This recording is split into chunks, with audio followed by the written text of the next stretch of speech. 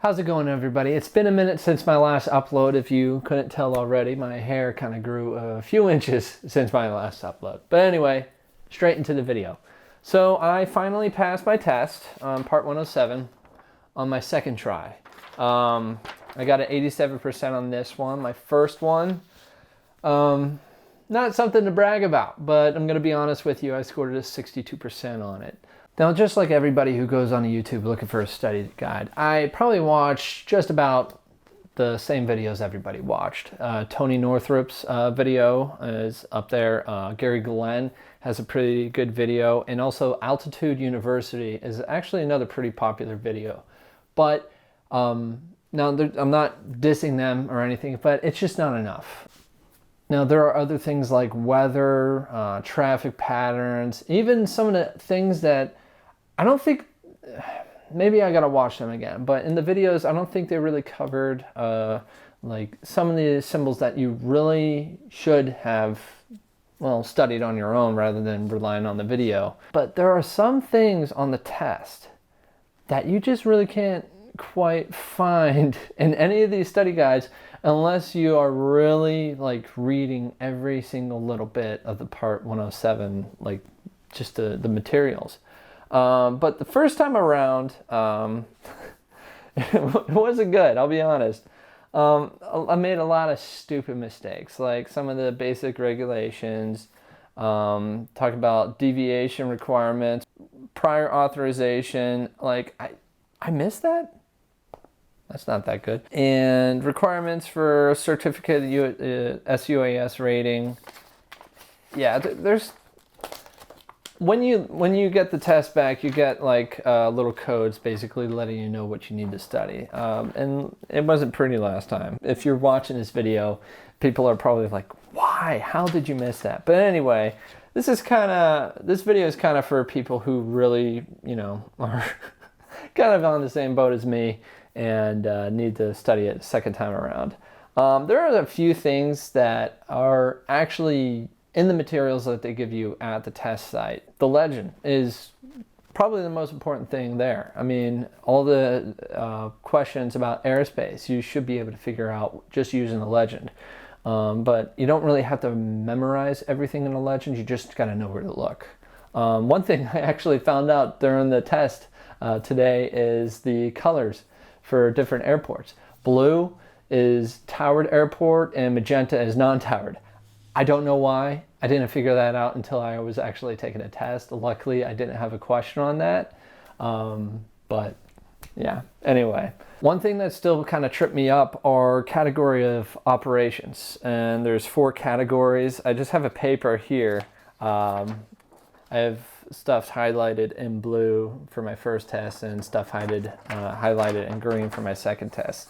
When I had to take like a refresher test in about 2 years, because you have to take this every 2 years to keep your certification, it's probably a good idea to hang on to all the materials. One thing that's always kind of tricky is when it comes to stable air and unstable air.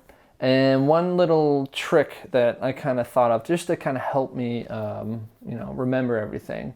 Unstable, you can always attribute turbulence if that's one of the choices in the multiple choice, because it's a multiple choice test.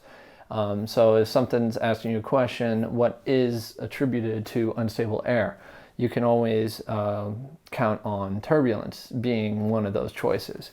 And then if turbulence isn't in the other 2 choices, you could just use a process of elimination to figure out the answer there. One note that I thought was actually pretty important when it comes to airspace, when you're trying to figure out if it's going to the surface or not, when you're looking at a sectional chart and you see the dashed outline around an airport, that means it goes all the way to the surface, the ground. So that was also something that I thought that helped me out when it came to the airspace questions. Definitely go over the risk management because those ones were a little tricky. When I looked at the codes on my second test, I don't think I actually got any of those wrong. I actually did pretty well this time because I actually went back and switched some of the questions around. I can't remember which ones they were, but I got them right. There's a couple of acronyms you should definitely study. There's PAVE, DECIDE is another one, different types of attitude. There's anti-authority, resignation, macho, impulsivity, and invulnerability. I would definitely look up the antidotes for each of those so you don't miss them, because there are a couple of questions on that. Definitely study the TAF and METAR reports, because if you don't study them enough, then you can find yourself basically wasting a lot of time just looking it over. One thing that's really nice about the test is that you can bookmark them and come back to them later. So if you don't really know the answer to anything really, just bookmark it, come back to it later, because you have 2 hours to take the test. I would definitely study runway markings and signage, and also traffic patterns, because there are a few questions that basically ask you, like the radio says that, okay, there is a aircraft coming in at 12 o'clock southbound. There's 1 or 2, 3 questions like that maybe. It wasn't on my first test, but it was on my second test, and I got all those right, fortunately. But I would definitely make sure you freshen up on traffic patterns, runway marking, stuff like that. And also the compass when it comes to the direction of the runway. The compass goes from 0 to 360, or 360 to 360. Well, anyway, I'm probably not explaining this right, but sometimes they'll ask you if it's true north or magnetic north. Whenever a compass is involved on a sectional chart, in my experience, I've always found that it to be magnetic. When it comes to a TAF or METAR report, it is true because it's written down. That's one trick that I think it was Gary Glenn that said that if it's written, it must be true. Definitely study the weather factors and their effects on performance. One thing that really tripped me up my first time around was atmospheric stability, pressure, and temperature. And one thing that I think there was a question that you actually might get a couple of questions multiple times on the test, and they're worded differently, or they're in different orders. Like the question on one answer might be one of the multiple choices in another question. It's a little tricky. Definitely read everything slow. Take your time. You have 2 hours, but don't take too much time, because before you know it, if you're spending too much time on one question, you'll run out of time. One question that trips a lot of people up is a question about high density altitude and the effects that it has on the performance of your drone. One thing to keep in mind is that high density altitude, when you're at high altitude, your density is lower.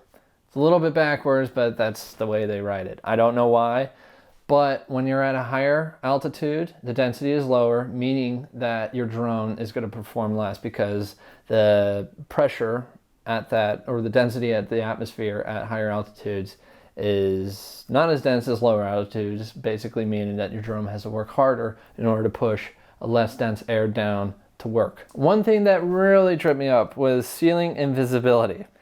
I forget what the question was exactly, but make sure you study ceiling visibility. It's probably a much easier question for everybody else to answer, but a lot of stuff with weather effects and what you need to do when weather is involved really tripped me up. So definitely study the effects of weather during your operation. Anyway, this isn't a study guide if you haven't really caught on to that already, but this is basically talking about a few things that I found out the first time around, even the second time around.